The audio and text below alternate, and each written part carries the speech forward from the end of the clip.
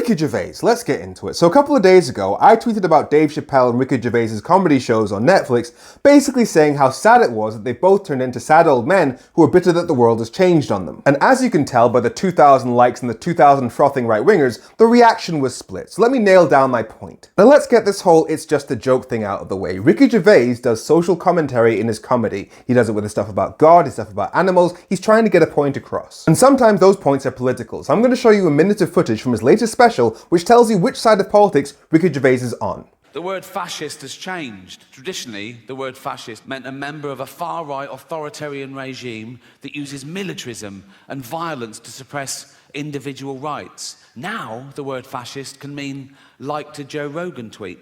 So the basic message of that joke is that the left is overreacting to the politics of the right. He's picked a small example of something that someone on the right might do, and he says the left will call you fascist for it. But that joke only makes sense if fascism isn't a real problem in the UK. Like, it makes sense to make fun of somebody who's wearing a parachute while they're sat in Pizza Hut, but it makes no sense to make fun of them if they're wearing a parachute while stood in a burning plane. And in the UK, we've seen this government put noise limits on protests in ways that the parliament itself says violates our human rights. We've seen them prevent thousands of people from being able to vote and admit that they were trying to rig an election. We've seen the United Nations declare that this government is trying to normalize white supremacy. Like, the forcible suppression of opposition views by a right-wing government and the disregard of the rule of law, these are all tick boxes for fascism. But carry on. Words change, yeah? And that's part of the reason I'm going to become woke, is words change and I don't want to be left behind. See, the irony is, when he's talking about how the definitions of words change, he's talking about fascism, i.e. the left will call anything fascist these days. But then within seconds, he uses the right-wing definition of woke, which basically just means anything the right doesn't like, instead of what it actually means, which is to be aware of inequalities in society. It's like,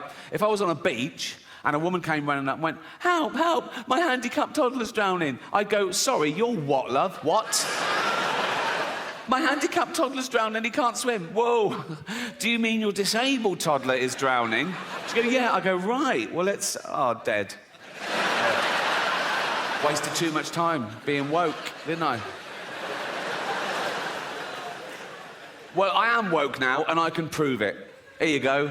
I love illegal immigrants. Now, obviously he's exaggerating to make a point, but if you look at the story he just told, it's that the right just wants to like the odd Joe Rogan tweet and they get called fascist for it. Meanwhile, the woke left will let children die in swimming pools just to be politically correct. So which side do you think he's on?